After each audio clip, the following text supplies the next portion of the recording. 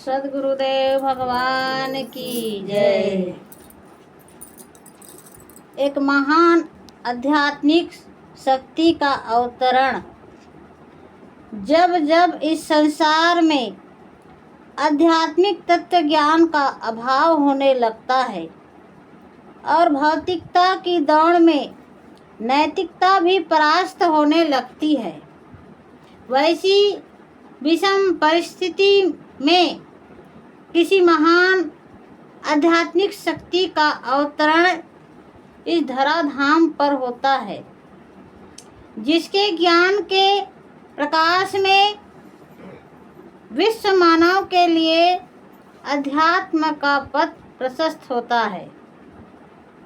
भारत में जब आध्यात्मिक मूल्यों का ह्रास होने लगा था, वैदिक ज्ञान जब लुप्त प्राय होने लगा था, वैसी परिस्थिति में एक महान दिव्य सत्ता के रूप में सदगुरु कबीर का प्राकट्य 14वीं सदी के अंत में हुआ था, मगर उनका दिव्य ज्ञान भी बहुत दिनों तक अक्षुण्ण नहीं बना रहा और धीरे धीरे उनके मूल ज्ञान में परिवर्तन होता गया। कालांतर में सदगुरु कबीर साहब का सत्य सिद्धांत भी स्थिर नहीं रह सका। ऐसी परिस्थिति में एक महान आध्यात्मिक शक्ति का अवतरण सदगुरु सदाफल देव जी महाराज के रूप में भाद्र कृष्ण चतुर्थी संवत 1945 ईस्वी संवत 1888 को बलिया जिला अंतर्गत पकड़ी ग्राम में हुआ था। महाभारत काल तक वैदिक ज्ञान का प्रचार था।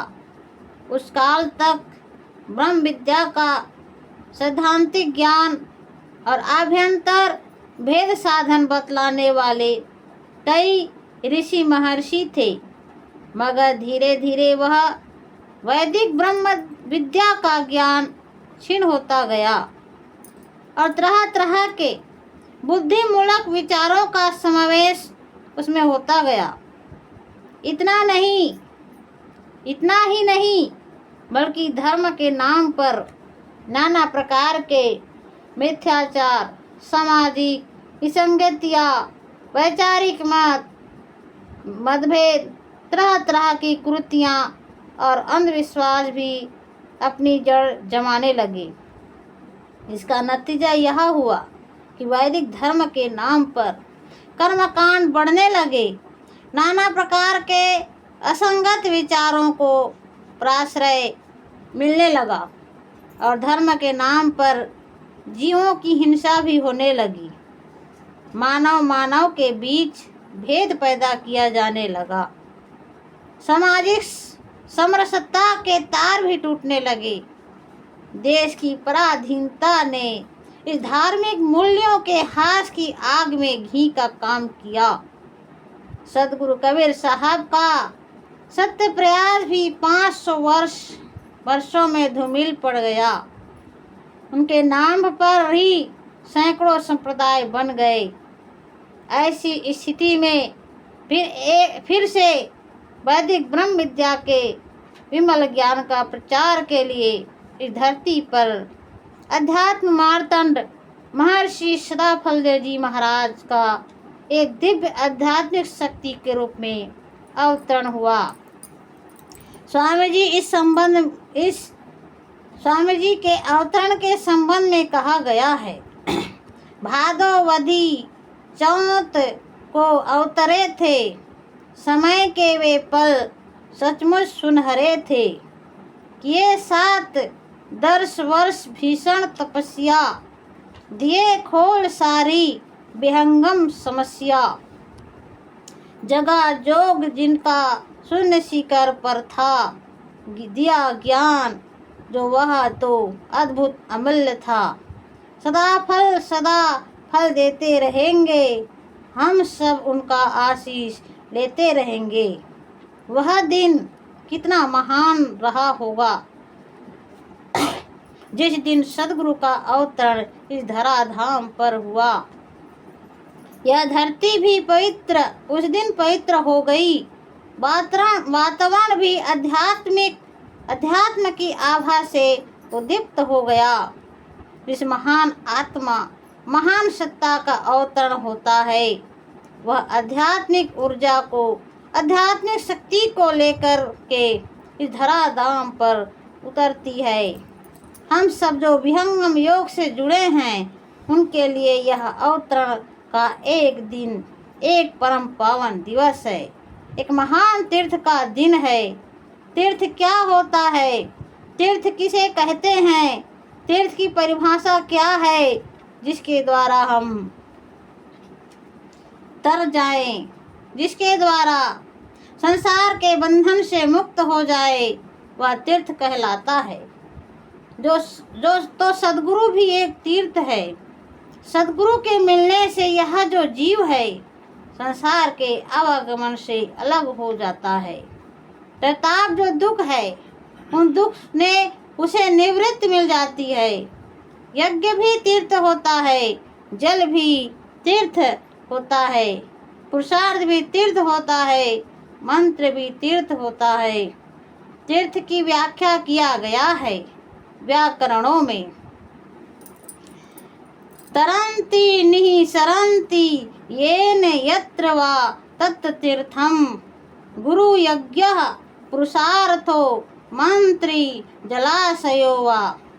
यह जो अवतरण दिवस है, हम सबके लिए जो विहंगम योग से जुड़े हैं, बड़ा ही पावन है। सदगुरु जो है एक तीर्थ होता है। सदगुरु जो है हमारा रक्षक होता है, पथ प्रदर्शक होता है।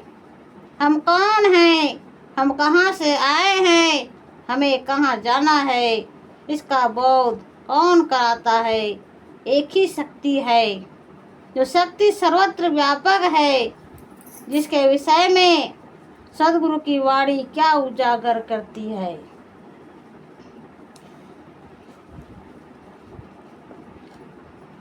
अंड मंडलाकार है व्यापक विश्व महान, सो सदगुरु का रूप है अनुभव में पहचान।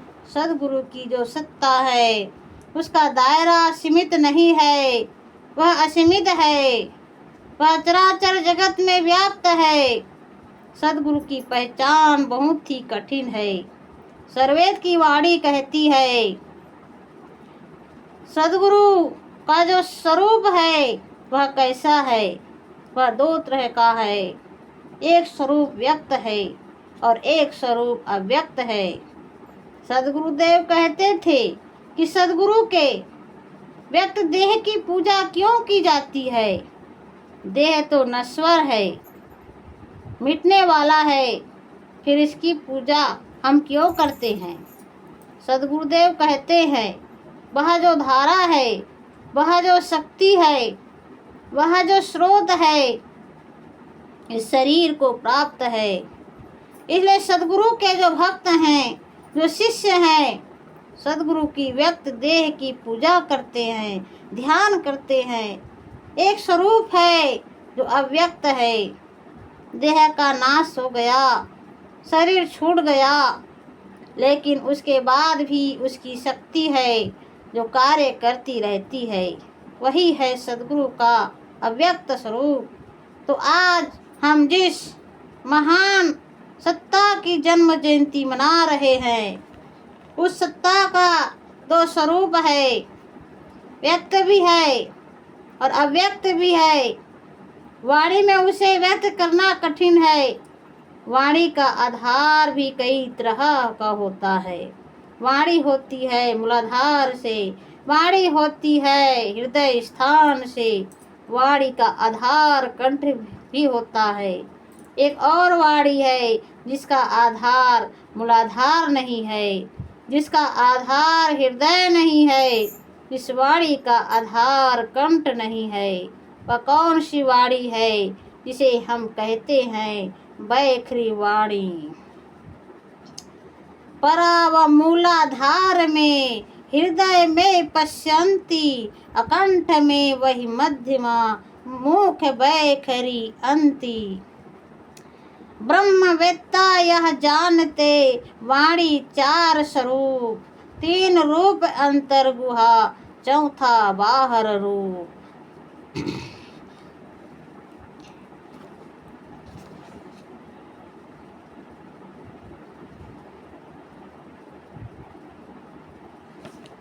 अध्यात्म के अंदर, विहंगम योग के दर्शन के अंदर एक और वाणी है, जिस वाणी का आधार शरीर नहीं होता, जिस वाणी का आधार मन नहीं होता, बुद्धि नहीं होती,